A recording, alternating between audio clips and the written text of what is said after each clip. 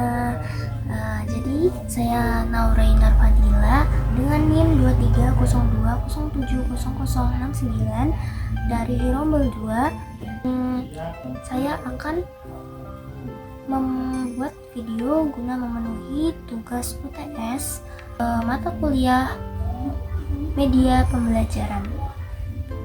Nah, saya di sini akan membahas tentang pelestarian peraturan tata kota bersejarah, yaitu kota Kyoto di Jepang.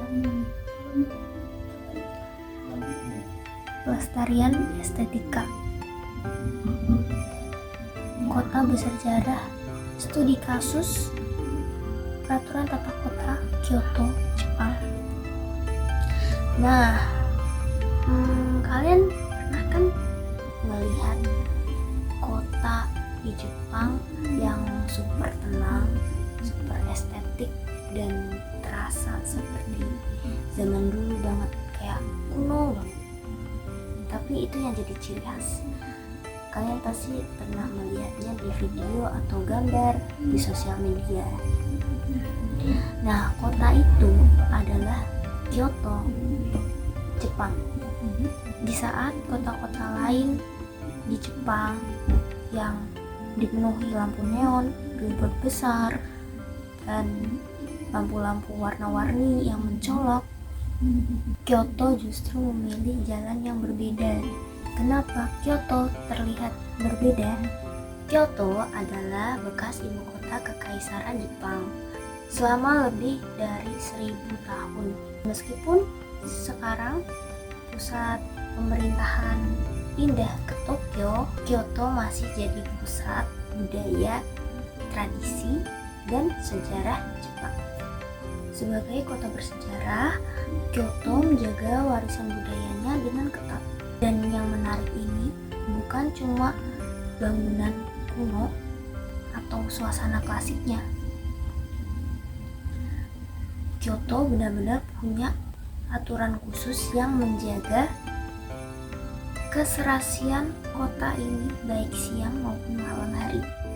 Di Kyoto ada peraturan yang bernama Keikanjo-rei atau peraturan pemandangan yang mengatur warna-warna kota, bentuk bangunan, pencahayaan, sampai papan nama. Nah, di distrik seperti Gion dan Higashiyama, bangunan harus mengikuti warna-warna tradisional dan tidak boleh melebihi tinggi tertentu. Bahkan papan nama, lampu-lampu toko, dan desain atap pun harus diatur agar tetap selaras. Coba deh lihat bangunan-bangunan ini. Kamu mungkin sadar kalau warnanya itu terlihat kalem, seperti warna coklat, abu-abu, dan krem. Itu karena pemilik bangunan gak bisa sembarangan buat pilih warna cat. Bahkan atap dan jendela pun diatur supaya tidak mengganggu keharmonisan visual. Tinggi bangunan pun juga dibatasi agar tidak menutupi kuil atau gunung dari kejauhan. Jadi pemandangan kota itu sangat dijaga kealamiannya. Semua itu untuk menjaga kekompakan visual kota, supaya tidak ada yang mencolok di tengah kesunyian. Sekarang kita akan bahas hal yang paling unik nih, papan nama dan pencahayaan. Di Kyoto, papan nama nggak boleh terang-terangan, apalagi pakai lampu neon atau font besar yang mencolok. Lampu-lampu di sepanjang jalan pertokoan di Kyoto, bahkan untuk menerangi papan nama, harus pakai warm tone, warna putih yang terang atau cool tone, damedayo. Bukan karena mereka nggak suka sama modernitas, tapi karena Kyoto ingin menjaga suasana malam yang damai dan tradisional. Seolah-olah kamu sedang berjalan di masa lalu.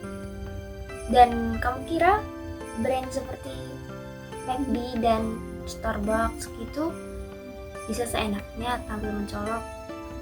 Gak di Kyoto. McD yang biasanya logonya warna merah kuning, di Kyoto logonya jadi coklat tua dan keemasan. Starbucks bahkan menghilangkan logonya agar menyatu dengan bangunan tradisional Jepang. Ini contoh kompromi antara globalisasi dan pelestarian budaya. Keren banget ya. Dan ya, seperti yang kalian tahu, brand-brand tersebut boykot ya. Tapi saya di sini cuma ingin membicarakan konteks visualisasinya saja. Oke. Gak cuman McDonald dan Starbucks loh, tapi kombinin atau minimarket di Kyoto seperti Famima atau Family Mart, 7-Eleven, dan Lawson pun punya warna yang unik dan berbeda dari minimarket di daerah lainnya di Jepang. Tentunya warna coklat di Kyoto sangat mendominasi. Bahkan Famima pun mengganti warna lainnya yang biru dan hijau menjadi coklat. Begitu pula 7-Eleven yang warna tokonya hijau diganti menjadi coklat juga di Kyoto. Nah, gimana dengan pakaian? Apa warga Kyoto nggak boleh pakai baju mencolok? Jawabannya nggak ada larangan. Tapi warga lokal biasanya memang suka pakai yang sederhana. Berpakaian kalem dan netral. Bukan karena dipaksa, tapi karena kesadaran budaya. Gaya hidup mereka selaras dengan lingkungannya. Jadi, kalau warna-warna mencolok itu lebih umum dipakai sama turis-turis di sana, bukan penduduk lokal. Dan menariknya, aturan-aturan tadi juga selaras dengan filosofi Jepang yang dalam banget. Wabi-sabi. Sebuah pandangan hidup yang menghargai kesederhanaan, keheningan, dan keindahan dalam ketidaksempurnaan. Dalam wabi-sabi, keindahan bukan soal mewah dan mencolok, tapi justru soal keheningan, keseimbangan, dan rasa damai. Jadi, ketika Kyoto memilih lampu hangat dan warna kalem, apalagi orang-orang di sana suka sekali berpakaian yang sederhana, itu bukan soal estetika semata, melainkan itu cara hidup mereka. Tapi kamu tahu nggak, kalau bukan seluruh kota Kyoto seketat itu loh. Di pusat kota seperti Kawaramachi dan sekitar stasiun Kyoto, peraturannya jauh lebih fleksibel. Beberapa bangunan menggunakan warna yang agak menonjol dan ada signage yang lebih modern, tapi tetap dalam batas estetika yang dijaga. Jadi walaupun pusat kota Kyoto terasa lebih urban, nuansa tradisional tetap ada. Tidak cuma di Kyoto, aturan tata kota juga berlaku di kota-kota Jepang lainnya. Aturan soal estetika kota bukan cuma ada di Kyoto, tapi di kota-kota Jepang lainnya juga ada. Kayak di Fujikawa Bujiko, Prefektur Yamanashi, atau di Kanazawa dan Nara pun juga berlaku aturan yang sama, namun tidak seketat yang ada di Kyoto, karena Kyoto merupakan kota bersejarah yang ikonik. Nah, kalau di Fujikawa Bujiko itu mungkin bukan yang terlalu tradisional, kayak bangunan-bangunan di sana tuh rumah biasa maupun rumah modernnya pun selaras warnanya. Jadi mereka pakai warna earth tone gitu. Misalnya coklat tanah, abu-abu, putih tulang, warna-warna earth tone yang hangat gitu, yang apa ya? Minimalis, warna-warna minimalis. Mereka mengatur agar kota tersebut nyaman dilihat. Mereka peduli dengan keestetikaan kota juga, namun tidak seketat di Kyoto. Nah, hal itu berkaitan dengan aturan tata kota di Jepang. Dan di Fujikawa Bujiko pun rumah-rumahnya tidak ada yang mencolok sendiri. Jadi warnanya tuh serupa dan selaras dengan rumah-rumah lainnya atau bangunan-bangunan lainnya.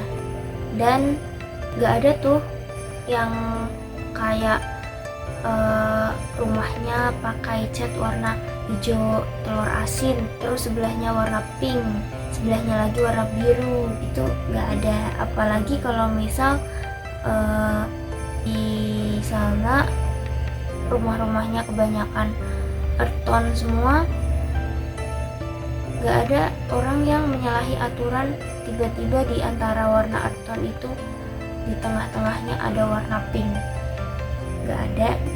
Dan pasti kalau namanya aturan ada denda tersendiri, jadi nggak bisa sembarangan juga, tergantung peraturan masing-masing kota tersebut.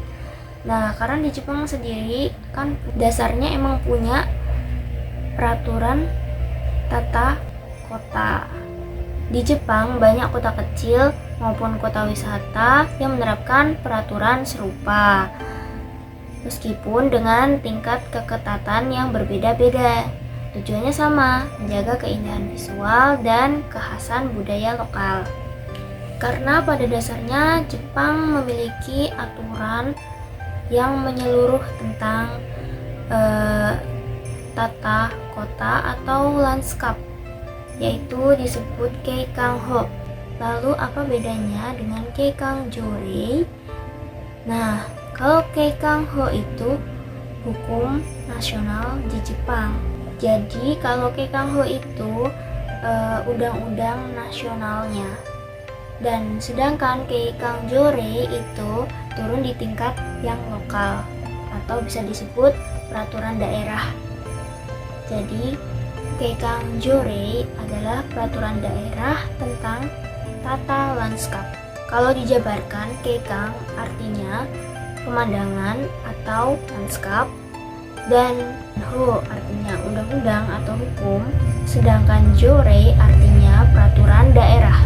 Jadi kalau Keikanjorei itu masing-masing daerah punya Keikanjorei-nya sendiri, kebijakan kota masing-masing.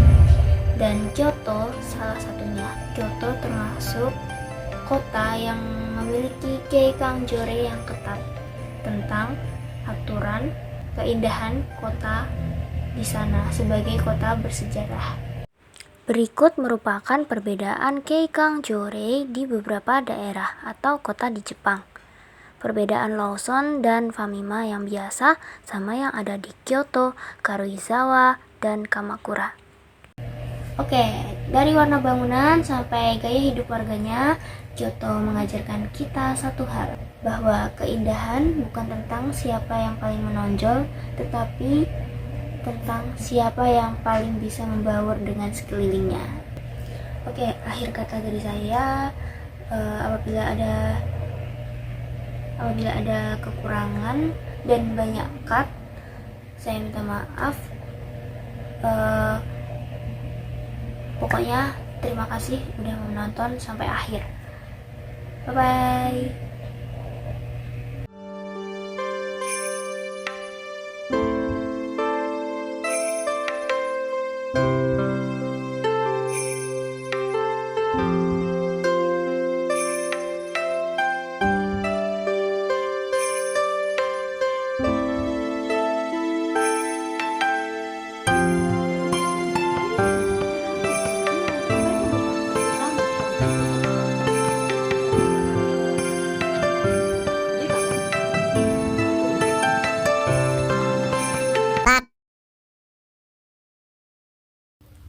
Makan dulu, Beb. Kara. Siapa Kara?